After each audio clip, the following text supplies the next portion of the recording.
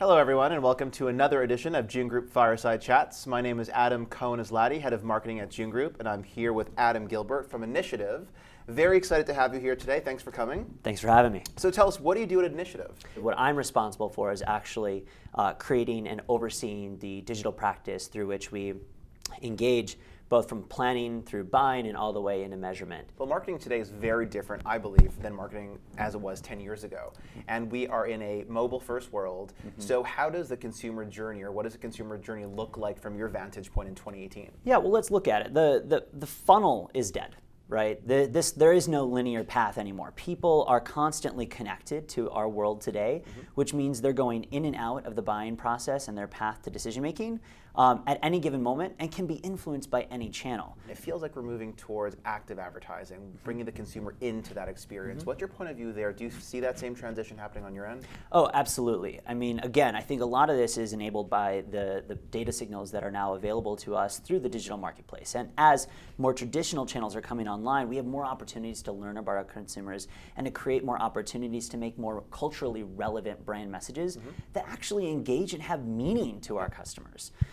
In addition to that, I think there are a lot of opportunities with new technologies that are coming out. If we look at the likes of artificial intelligence and conversational interfaces, ultimately what those are now enabling are opportunities for brands to create on-the-fly, customized content for those audiences, which means that experience is now much more relevant. The pull through in that experience creates a more meaningful brand experience to the point where it's no longer advertising, it's just a communication stream. Sure. How are you guys utilizing data in order to find that consumer who is most relevant for your Yeah, brands? absolutely. So obviously this is really challenging in a world where we are constantly working towards personalization. In fact, it's also become a significant measurement issue as we talk about the likes of attribution and thinking more holistically about the ways that we report out against large audience segments versus the individual person.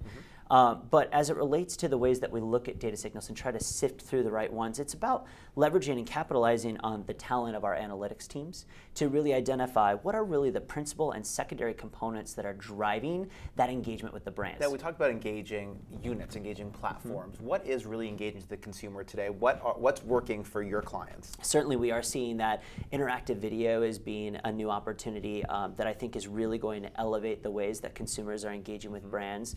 And that's not just to the likes of 360, but also how are we creating an experience that goes above and beyond the window frame. Are there any other interesting technologies that you're excited to test in 2018, whether it's Yeah. more AI, whether it's voice? Where do you see voice going? So with voice, I think voice and kind of the whole side of conversational interfaces is going to be a huge opportunity. We see that obviously the penetration of those devices in the homes, and not just one device, but multiple devices in any given home within many rooms, is really allowing us to learn a lot more about how consumers are engaging with our brands and what they're really looking for from brands in the ways that they communicate.